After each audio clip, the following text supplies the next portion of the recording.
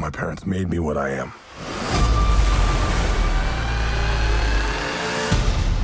I am the protector of the deep. In this trident resides the power of Atlantis. In the wrong hands, it would bring destruction. But in the hands of the true heir, it would unite above and below. The time has come for Atlantis to rise again. We must stop him. And how do you propose we do that? By retrieving this. I already got one of those. Not like this one, you don't. JoBlo.com. Your favorite. Yes. Jason, you look like you're having the time of your life during this movie, and just playing the character in general. I mean, does it take a lot to get you in the zone as Arthur, or are you kind of already there? I think I'm pretty there. The character's not too far off of who I am, so. But I think that was been encouraged by Zach from the get-go, and then obviously make it a little even more fun with James. This is a character you kind of own now. I mean, you're Arthur Curry. I'm wondering what kind of input you have in terms of, like, you know, how he might react to a situation or something he might say. I mean, pretty much have all the say. If there's something that doesn't resonate with the character, I definitely speak up about it. But, you know, it's really just between me and James, right? And we definitely agree, and sometimes we disagree, and then you just do it a couple different ways, right? I mean, this has been about a 3-year journey just with Aquaman, the film alone. What has that been like? 5-year journey. Yeah. I mean, how has it kind of fluctuated? How has it changed for you? It's gonna change big time once the audience is seeing this, but right now, nothing's changed yet. But I have a feeling when this comes out, it's gonna be different. What are your favorite scenes to do? I mean, do you like the green screen stuff where you're kind of, I'm sure they got you on a harness much of the time, or is it some more of the practical effects? I like more practical, yeah, for sure. What about like the Sicily scene, the Italy sequence? That's fun, man. That's amazing. Yeah, I mean, you know, having that part where I get shot in the back and, you know, you're just acting that you got a harpoon in your back and you're like acting that, and then you pull him in, and it's cool because you got your stunt double or your stuntman flying towards you. And you have to do that, and he goes flying, and that's fun. What does it mean to you to deliver a movie to the hardcore fans of the DC universe, and even to some of the people who are, you know, still doubters? It's gonna be an honor. I mean, it's the first time we've ever had like a mixed race superhero, and I'm excited to see how that resonates with the rest of the world. So we'll see. You guy who reads like the websites, the message boards, and that kind of stuff, or do you? I definitely stay away from that. Right. I don't like to read anything positive, or definitely don't like to read shit negative. So I think it's just it's best just to do my job the best I can do it, and pray that I'm not interested in pissing off a bunch of people that are Aquaman fans, and you know, the truth of it is, I feel like we haven't even got to the real king yet. You know, it's just the last frames of it. This is a whole big, beautiful world to continue on to. So that's true. And what would you like to see next for Arthur? Well, we'll definitely be doing some family time now that we got mom and dad back together. So I think it should probably start there. It's real.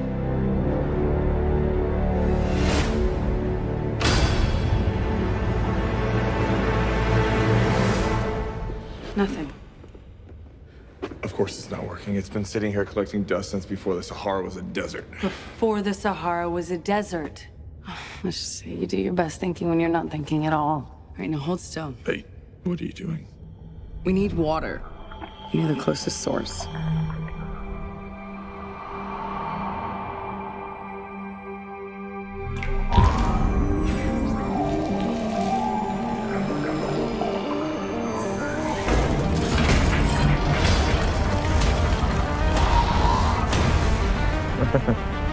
Show off.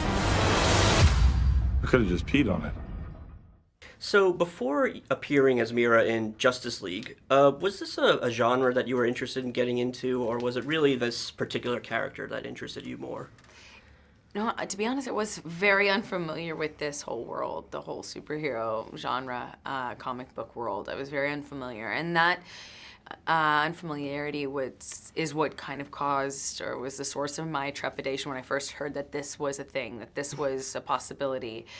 And because it didn't feel like it was, well, with my limited understanding, I had a vague idea of this representation of women that appeared to be reduced to, some two-dimensional kind of objectified damsel in distress that was, more of an object of conquering than kind of in line with the mission at hand, if you will.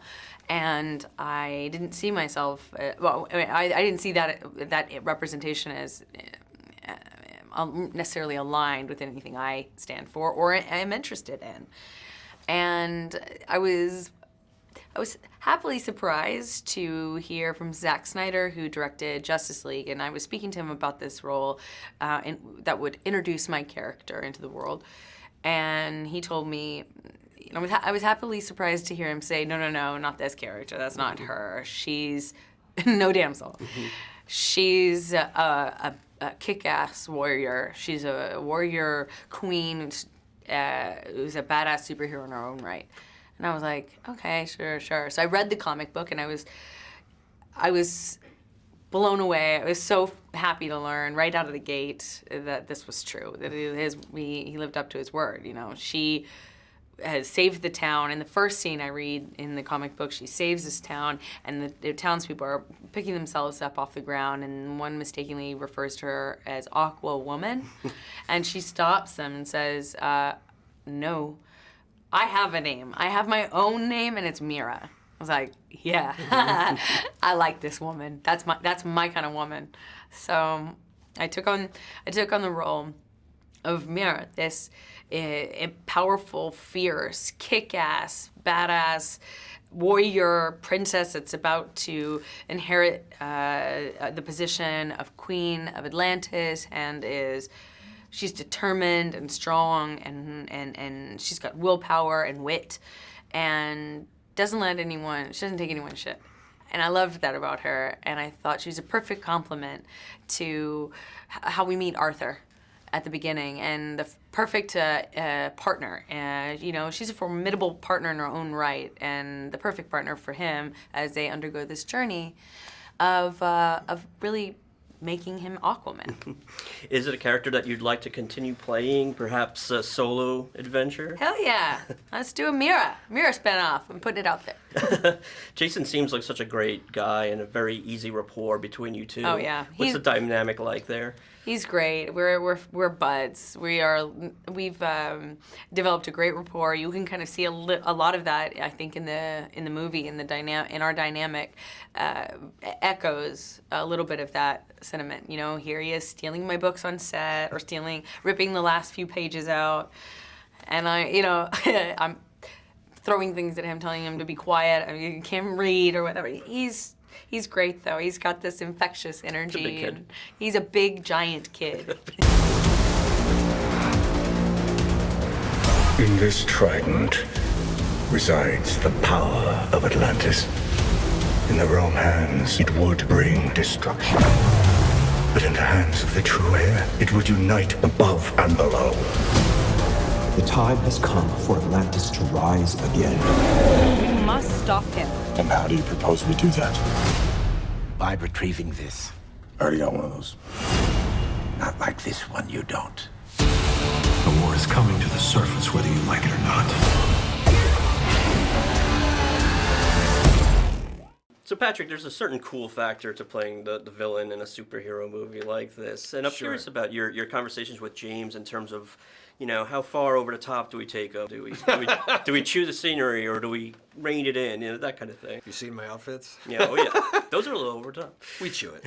I think you have to. I think what's fun to me and what's interesting about Orm is when you start from a very real place, a very, very human place, and I say that as an Atlantean, of being this eco-warrior. When you start from that place, you can go as far as you want. And I think it just becomes the medium. You just have to rise to the occasion of the medium. You know what I mean? I and maybe that's, I remember doing a lot of theater early on in college, and whether you were being a clown, literally a clown, like doing mask work.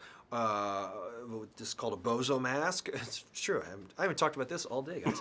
A bozo mask, or whether you're doing Greek tragedy, you have to make those emotions real for that medium. So so by the time you get to Ocean Master and you are filling that costume, it is very real to him. And so you hope the audience is still with you by that point, but there is no end to the amount of grandiose acting that you can do. I don't run from the melodrama. I think it's great. That's fun, and it suits the movie and Of the role course, go for it. To get a little geeky, I mean, did you do like a deep dive into the comics, or was that a requirement? Yeah. I don't know if it's a requirement. I mean, talk to some of the other actors. I won't call them out, but I would reference things that they wouldn't get. Just saying that. No, yeah. I mean, once you have to do what's helpful. And it doesn't no good to say I've read every comic if you're not understanding why you're reading them. I mean, unless you just like comics, which is fine. But I once I zeroed in on New 52, then I read all those different storylines because I thought that would sort of influence even visually, whether it was closest maybe being like Throne of Atlantis, but there were also ones where even not by Jeff Johns and that crew where it's where Orm takes Arthur's costume. And that was part of the visual for me. It sort of backed up my theory of wanting Orm to just give a little nod to the classic Aquaman and make him blonde, make him different, because he couldn't be the same as he was in the comic. He just couldn't. It would look foolish to have a real dark and brooding Orm next to Jason Momoa. There's just two, dark people. It just would look silly. So that informed it. And I assume there's plenty of green screen, blue screen work in this, and you have the theater background. Does that kind of help in those situations? 100%. I remember early on when the Star Wars prequels came out, and I would watch these interviews and these behind the scenes stuff, and they were just in like green screen. I kept thinking, oh my God, that must be so terrible to shoot. And then 10, 15, 20 years later, whatever it is, I find myself with Willem Dafoe doing the same thing and actually finding it incredibly rewarding because it felt like, maybe it's because I'm with Willem Dafoe, but you just feel like these weird avant-garde theater. It felt like black box theater because you have nothing. You only have each other. And it made you concentrate on the scene. And if the scene didn't work, you saw it because it didn't feel right because it's just two actors, so that actually really zeroed it in on what story do we need to tell. So we loved it. I mean, once you get past the numbness of the harness, it was really, really fun.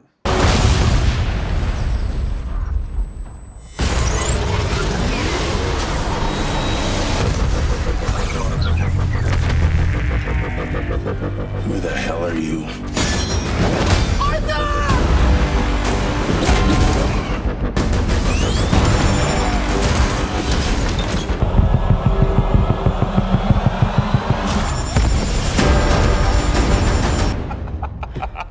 That was awesome. A lot of times you play a villain in a superhero movie, they don't have the stakes that this guy does. Yeah. Talk about playing this character and having that kind of bond that this guy does and the reasons he has. Yeah, it's really a treat to be able to play a character in a universe like this where the scale is going to be epic and everything is done on an epic proportion. It's always useful and helpful if you can root whatever you're doing in something that's simple and something that's real, and it's really a gift that that the writers have given this character because you make your goal something simple and something specific, and you know what it is, and then I can do anything I want to do from there because it's all rooted in something that's truthful and something that's relatable to the viewers and to the audience as well. And I think when you have that, that's a really good formula for a guy like Black Manta and making him likable and understandable. Yeah, exactly. Yeah. Now, did you know a lot about this character beforehand, before you got the role? Nah, man, I didn't know anything about comics. I didn't know anything about Black Manta or anything like that at all. And then I got the job and I went online and I saw what people were saying. I said, oh, people really like this guy. they really like this character. So I had to say, okay, well, why? Why is that? So I started to ask questions, and I started to go into the comic books and read the comics and things like that. And I said, oh, okay, I understand. I understand what the appeal is. What was the thing you most connected to for you as an actor? What did you connect to in the history of the comic? In the history, all of his origin stories. Each one of his. There's a couple different ones out there, but each of them were real, and they were grounded in something that I could relate to, something that was emotional, and that's really all that you need to carry it forward. I think he has excellent sources for ambition. Each of his origin stories. Now that scene, the scene where you guys are chasing Amber and Jason. Oh yeah. How talk about creating that scene? How was that to do? It looks amazing on set. It was a lot of fun. Oh my God. It was really, that scene was the thing that I talked about when I sat down with James and in my audition. We had a meeting and I said, man, I want to run through walls. I want to break things. I want to make a big mess. I want to have things explode. I want to feel like I'm indestructible. Feel like I'm a big kid and just make a big mess and make a big wreck. And then we got to go to the villa and make it happen. And so that was really, really one of those moments where you speak something and then it happens and it's kind of all of a sudden the dream come true. Speaking of James, yeah, he's a great guy. Yeah, obviously infectious. Yeah, what is it like to work with him? What was it like to work on this project? Yeah, James's vision is so clear, and James's excitement was infectious, and he almost couldn't stay in his seat when he's talking about the movie and he's talking about the character, and so you really just have to lean forward and say, you know what, I'm gonna come to the level that you're operating on so that we can make this thing happen. So it was really an exercise in trust and imagination, and really leaning forward and seeing how we can make something that was really cool and awesome.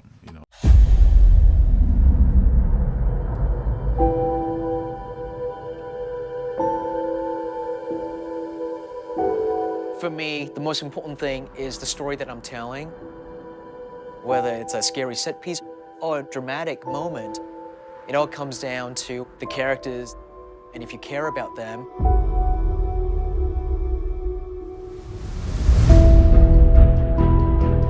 Aquaman is very powerful, but what drives him comes from a very human place. His story resonated with me instantly. He's not accepted here, not really accepted here. I definitely could identify with that. I fell in love with the project and fell in love with Mira. She's no damsel in distress. She's a strong, badass, empowered superhero.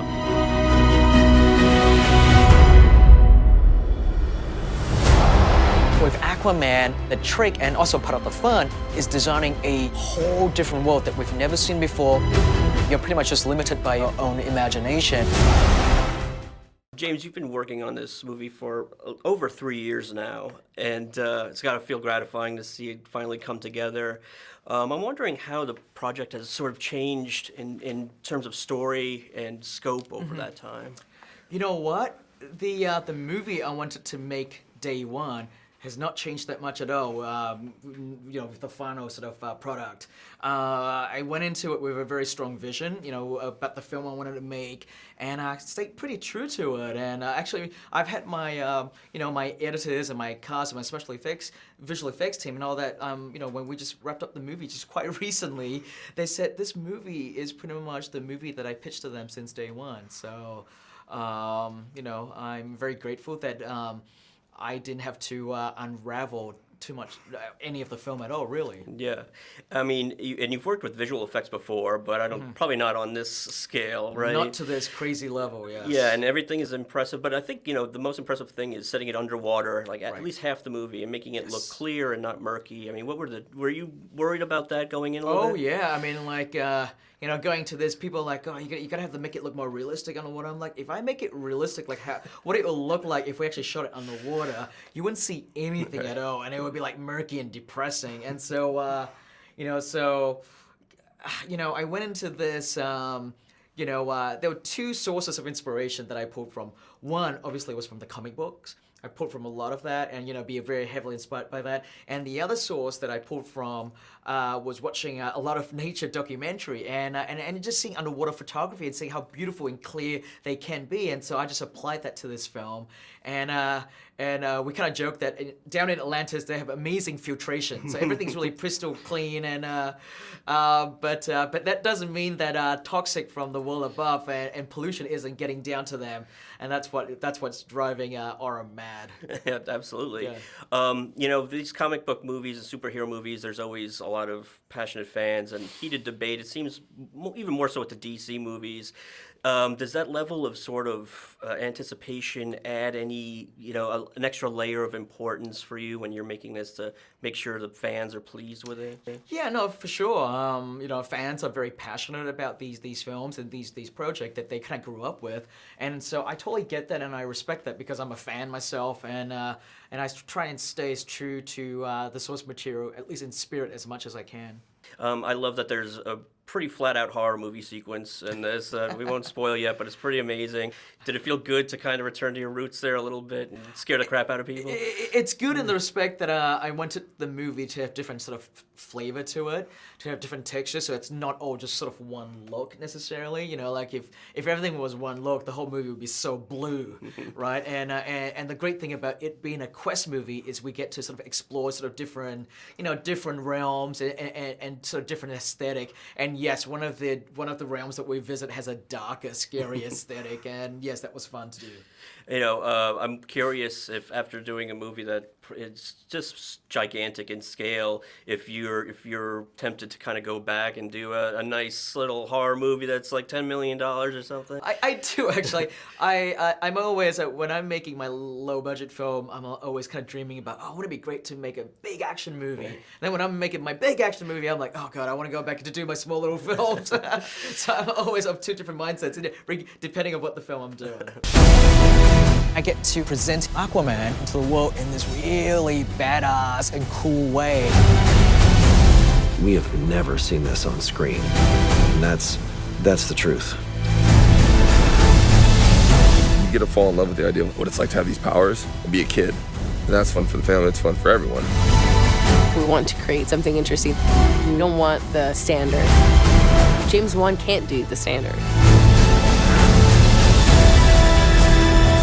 Any great superhero story should make you feel that you've learned something from these characters, and you yourself have the ability to do good. And you don't need a cape to be able to do that.